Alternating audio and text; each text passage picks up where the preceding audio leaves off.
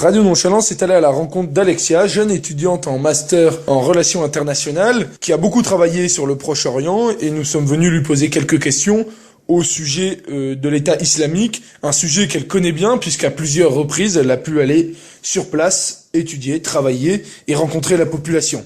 Bonjour. Est-ce que vous pouvez rapidement nous résumer la situation actuelle de l'État du Daesh ? Alors déjà, je commencerai pour nos auditeurs de rappeler ce qu'est Daesh, puisqu'on utilise improprement ce terme. Le vrai nom de Daesh, c'est Group of Unicity and Jihad, et le terme d'État islamique, il est tout simplement impropre parce que son chef ne l'a jamais prononcé. La traduction arabe d'État, Daoula, est une notion moderne, occidentale, qu'il serait complètement contradictoire d'utiliser pour ses leaders. Il utilise dans tous ses discours en arabe la notion de khilafa, qui en arabe signifie successeur. Donc, en d'autres termes, il se présente comme le successeur du prophète de l'islam. Et donc cette notion de khilafa, elle est rattachée à cette notion de califat, qui est un peu, si vous voulez, l'équivalent de la papauté dans la chrétienté du Moyen-Âge. Et donc le calife, il dispose à la fois de pouvoirs temporels et spirituels. Pour l'état actuel de Daesh, on a pour parler des derniers combats à Kobané, une victoire entre guillemets des combattants de la branche armée du PKK et des Peshmerga du Kurdistan irakien. Donc, mais ce ne signifie pas pour autant que Daesh s'en trouve affaibli, mais il y a d'autres considérations géopolitiques qui rentrent en compte dans cette victoire entre guillemets de Kobané. Actuellement, quelles sont les causes de cette situation qui sont l'État islamique n'est sûrement pas une création ex nihilo qui est arrivée que depuis quelques mois. Quelles sont les origines de cet État ? Alors, pour parler des origines historiques, on remonte la création. On peut faire remonter la création de l'organisation de l'État islamique en 1999, lorsque Zarqawi, un djihadiste jordanien, est gracié par le roi Abdallah II de Jordanie lorsqu'il accède au trône. Zarqawi va partir en Afghanistan où il va établir son propre camp d'entraînement indépendant d'Al-Qaïda. On arrive à l'octobre 2001, l'offensive américaine en Afghanistan, à la suite des attentats du 11 septembre. Zarqawi, qui a fondé son camp du nom de monothéisme et jihad, va s'enfuir à travers l'Iran pour s'établir dans le nord de l'Irak à peu près en 2002. Là, Zarqawi va mettre ses hommes au service d'un groupuscule fondamentaliste sunnite du nom d'Ansar al-Islam, qui est un mouvement très proche de la mouvance d'Al-Qaïda. En 2003, Zarqawi il va fonder son propre groupe en Irak, et qui va devenir l'un des plus importants mouvements de résistance djihadiste à l'intervention américaine en Irak. Si bien qu'en octobre 2004, à peu près un an après sa création, il va prêter allégeance à Ben Laden et il va devenir la branche irakienne d'Al-Qaïda.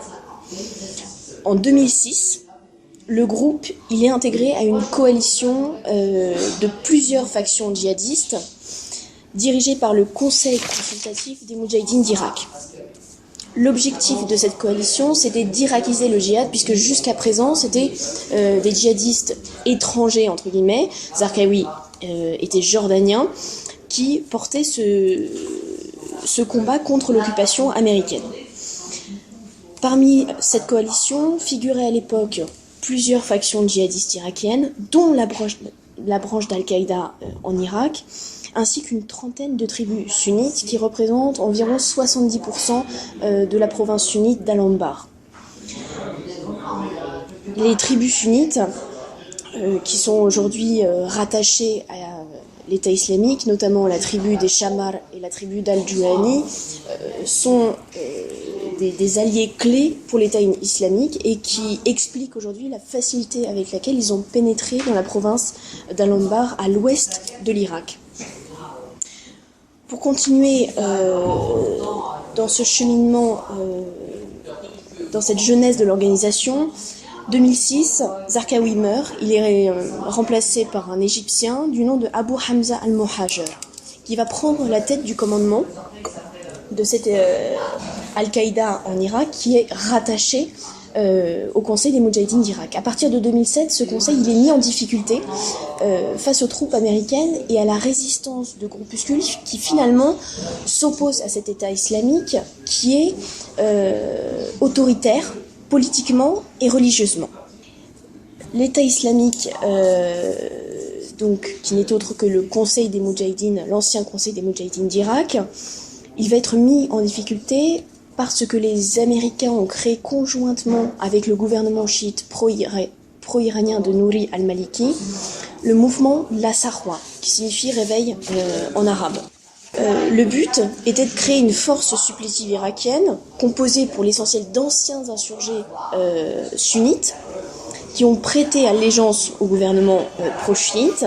Et le but, c'était d'évincer du pouvoir, d'éradiquer la menace Al-Qaïda. Nouri al-Maliki leur avait proposé en échange, et c'était la condition de leur combat, à ses côtés, d'être intégré au sein des forces nationales de sécurité, ce qu'il n'a pas fait. Et en n'honorant pas sa promesse, les anciens insurgés sunnites, ils ont choisi finalement et progressivement de se rallier à l'État islamique qu'ils combattaient pourtant au départ. Donc on voit très bien comment les alliances ont basculé. Ils se battaient contre l'État islamique initialement, puis ils se sont ralliés à eux. Donc c'est finalement cette marginalisation par les chiites d'une force sunnite, qui pourtant ne demandait pragmatiquement qu'à être intégrée au jeu politique irakien, qui va alimenter cette insurrection. Fin 2011, on avance plus rapidement, on dépêche un petit groupe de cette coalition que l'on appelle le Conseil consultatif des Moudjahidines d'Irak pour aller combattre en Syrie. Ce groupe il prend le nom de Jabhat al-Nusra. Jabhat al-Nusra, il va se détacher de ce conseil et il va prêter allégeance à Al-Qaïda et il va devenir la branche syrienne d'Al-Qaïda. Et donc il y a une véritable scission qui va s'effectuer entre Jabhat al-Nusra et ce qu'on appelle aujourd'hui l'État islamique. Voilà pour les grands traits de cette genèse finalement de l'organisation de l'État islamique. Quelles sont les conséquences de cette scission entre l'État islamique et ce que vous évoquez qui s'appelle Al-Nosra, qui semble être une branche d'Al-Qaïda. Enfin, quel impact cela a au Moyen-Orient et dans leur organisation aujourd'hui ? Alors, l'impact, il faut savoir que toujours dans ces situations de guerre, ce sont les populations qui sont les premières victimes de ces scissions, puisqu'elles vont causer des tensions et des violences, une recrudescence de la violence. Ça va avoir pour corollaire aussi une intégration également des partenaires étrangers qui vont financer ces différents groupes. On n'a plus tellement de financement lié, par exemple, à des alliances religieuses, mais davantage pour des intérêts politiques. Je prends un exemple très simple. S'agissant de Jabhat al-Nusra, le fait qu'il soit proche d'Al-Qaïda va lui allouer non seulement des fonds, mais aussi un certain prestige et aussi une certaine idéologie. Sur Al-Qaïda, vous êtes sur un djihad global déterritorialisé, alors que sur l'État islamique, vous êtes sur un djihad transfrontalier, mais avec une assise territoriale fixe. Jabhat al-Nusra, même s'il a prêté allégeance à Al-Qaïda, il reste sur une empreinte locale qui est le combat contre, le combat en Syrie, si vous voulez. Alors, avant de juste, je rappellerai la différence entre Al-Qaïda et l'État islamique. Un objectif somme toute similaire, mais vraiment des divergences organisationnelles, doctrinales et stratégiques. Il y a même une différence d'origine sociale, on dirait. Par exemple, les membres d'Al-Qaïda seraient issus davantage et pour une minorité de la petite bourgeoisie ou de familles aisées, tandis que l'EI polariserait davantage des individus issus de classes moyennes ou pauvres. Al-Qaïda, et ça c'est la différence fondamentale, on est sur un djihad global, déterritorialisé. Le problème c'est qu'une fois que le territoire est identifié, il est plus susceptible de devenir une cible potentielle, et ça Al-Qaïda l'a parfaitement compris. L'État islamique, on est sur un djihad transfrontalier, mais avec une assise territoriale fixe. La force, c'est qu'on s'appuie sur un espace territorial avec des ressources pétrolières fiscales, donc ça apporte une manne financière considérable et qui permet de s'armer tout simplement, ou de créer une société, de permettre de vivre à ces 5 millions de personnes qui habitent actuellement au sein du califat, de ce qu'ils appellent le khilafa. La faiblesse, c'est qu'on peut le circonscrire et qu'il est identifiable et donc vulnérable. Il fait l'objet de frappes actuellement. Je terminerai juste au niveau des différences entre Al-Qaïda et l'État islamique. Une différence fondamentale, c'est qu'ils n'appartiennent pas à la même génération. Al-Zawahiri, qui a pris la succession de Ben Laden, appartient à la première génération du djihad, c'est-à-dire le conflit afghan dans les années 80. Abu Bakr al-Baghdadi, l'actuel émir de l'État islamique, il est le produit récent de l'occupation américaine de 2003. Donc il n'a pas fait ses armes comme la génération de Zawahiri. Les conséquences qu'a cette scission entre l'État islamique et Al-Qaïda, elle est d'ordre financière. Également, il faut savoir que l'État islamique, du moins des groupes affiliés à l'EI, ont pu être financés par les Américains, sans parler de théorie du complot. Il y a eu des armes de fabrication américaine qui se sont retrouvées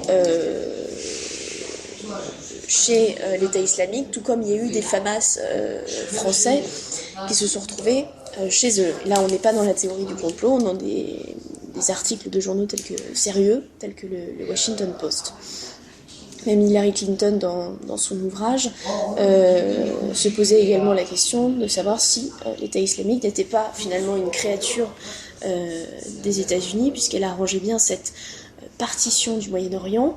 Et vous savez que cette année, l'année prochaine plutôt, nous fêterons les 100 ans des accords de Sykes-Picot, qui avaient institutionnalisé la partition du Moyen-Orient, la division de ces zones entre les Français et les Britanniques. Et on peut se poser à juste titre cette question, jusqu'où ce projet de Great Middle East, qui a été évoqué il y a quelques années avec la place d'un grand Kurdistan, pourrait être un schéma mental qui reste très prégnant dans l'esprit des Américains et qui expliquerait cet encouragement, ce financement direct ou non de différents groupes, afin de créer un climat propice au changement. Quelle est la force de cet État islamique, puisqu'on voit que le monde entier les condamne, semble vouloir prendre des mesures contre cet État. Qu'est-ce qui fait qu'aujourd'hui il est aussi puissant, malgré les deux défaites de cette semaine? Qu'est-ce qui le rend si fort? Je dirais que les nouvelles technologies, les médias, tout ce qui est réseaux sociaux ont particulièrement appuyé et servi la propagande de l'État islamique. Ce qui a beaucoup changé par rapport à d'autres groupes il y a quelques années, c'est que l'État islamique n'a même pas besoin d'envoyer des hommes en Europe, en France notamment, pour que ceux-ci se radicalisent, mais que finalement les réseaux sociaux ont pris le relais, et donc ils gagnent du temps, et ils acquièrent une visibilité énorme sur la toile, et particulièrement relayée et alimentée dans les mosquées en France qui se porte pour certaines d'un djihadisme égyptien, wahhabite, et qui est proche de la doctrine extrémiste de l'État islamique, puisque l'État islamique fait partie de ce qu'on appelle le salafisme djihadiste, qui appartient à la 4e école de l'islam sunnite, le hanbalisme, qui est l'école la plus radicale de cet islam sunnite. Donc finalement, à partir de ce que vous venez de nous dire, on ne peut pas faire de lien direct entre les terroristes de Charlie Hebdo et l'État islamique, mais néanmoins on peut en faire un indirect, c'est-à-dire que par la puissance de cet État au Moyen-Orient, ça permet aux islamistes français d'avoir une certaine légitimité et de vouloir faire ce combat, mais en France, au lieu d'aller le faire sur place.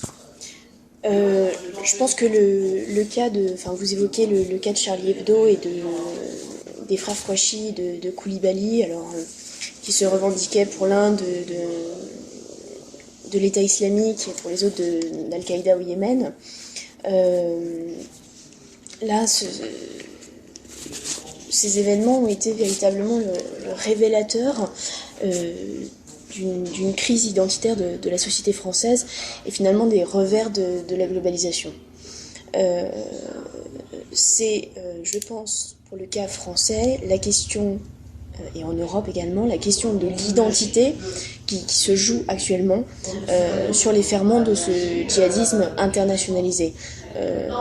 Je ne pense pas que ces hommes ont été en contact direct, que ce soit avec l'émir Abou Bakr al-Baghdadi ou avec des dirigeants très haut placés d'Al-Qaïda au Yémen, mais ce sont des gens qui se sont réappropriés ce combat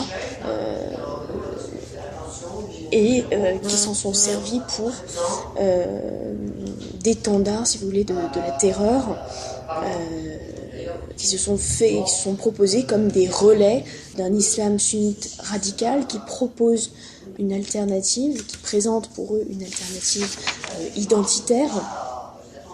Donc, mais malheureusement, ce phénomène des frères Kouachi et de Koulibaly n'est pas un phénomène isolé, puisque même si médiatiquement il n'en ressort rien pour le moment, vous avez des zones très sensibles, notamment autour des mosquées ou des salles de prière, qui sont de véritables viviers de recrutement et de radicalisation, notamment je pense à des mosquées comme à Bordeaux, où Tarek Oubrou qui gère cette mosquée, et ça Joachim Velliocas le dit très bien dans son ouvrage Ces nerfs qui courtisent l'islamisme, qu'il est très proche des frères musulmans. On connaît très bien la doctrine du frère musulman égyptien, qui est une doctrine radicale, qui se revendique de Saïd Qutb.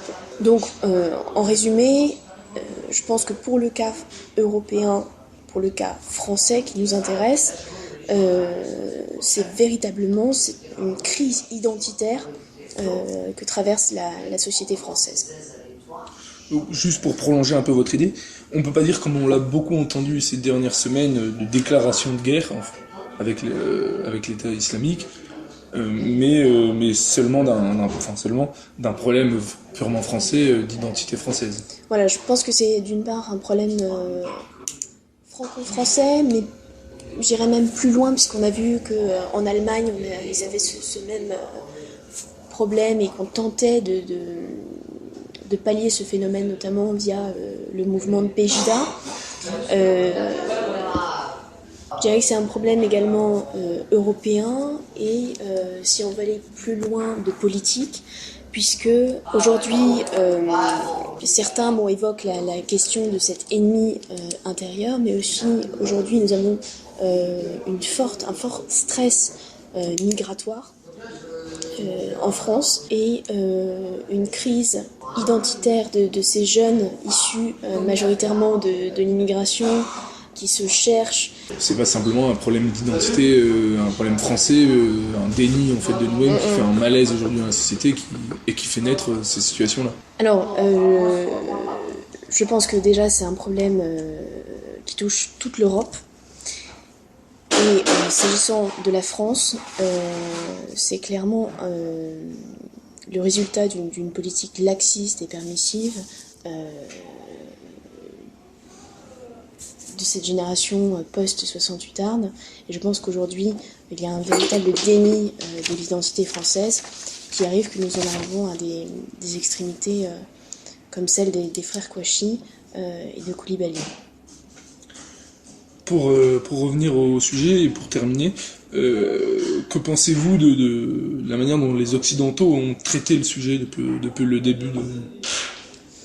Alors, malheureusement, il a été traité sous un angle assez homogène, avec un seul regard, je dirais. Le traitement médiatique est malheureusement peu différencié. Il n'y a seulement que les radios qui osent dire la vérité sur cet État islamique qui finalement apparaît comme un peu une mascarade et qui derrière n'occulte en rien le danger qui plane depuis des années sur notre société. Aujourd'hui, nous sommes actuellement en pleine crise économique. Les budgets de la défense ont été fortement diminués. Et comment demander aux meilleurs services de renseignement qui soient de travailler avec peu de moyens, peu de personnel, et d'être à la fois de quadriller, de faire un maillage territorial, de surveiller ceux qui font l'objet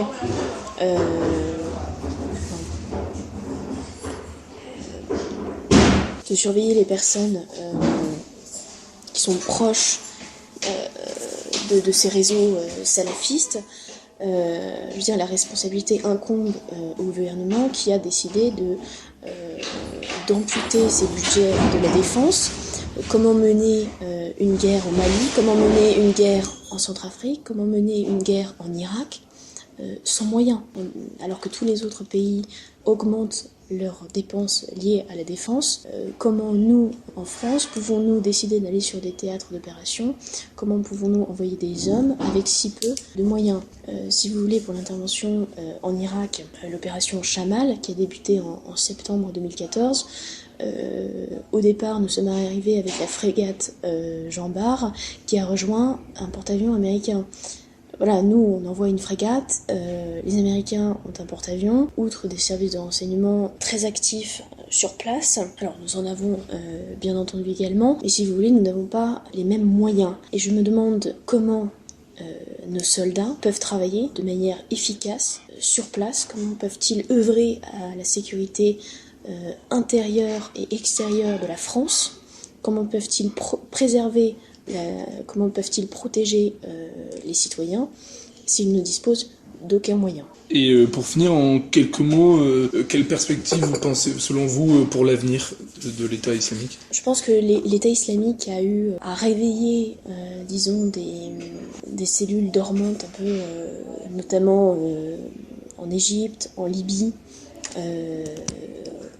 d'autres pays du Moyen-Orient ou du Maghreb, et qui se sont revendiqués de l'État islamique, mais avec toujours une spécificité locale. Donc je dirais que c'est plus en se déclarant proche de la mouvance ou intégrés à cette mouvance, ils vont bénéficier finalement d'une couverture médiatique qu'ils n'auraient pas nécessairement en s'appuyant sur d'autres mouvances.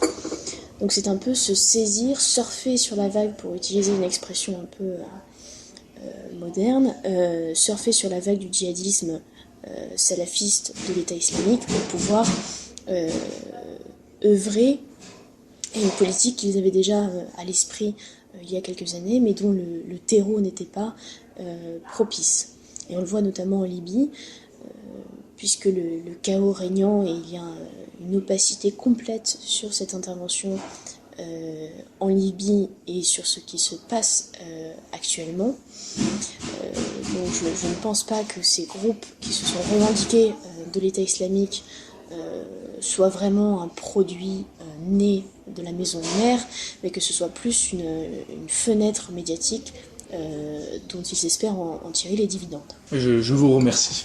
Merci.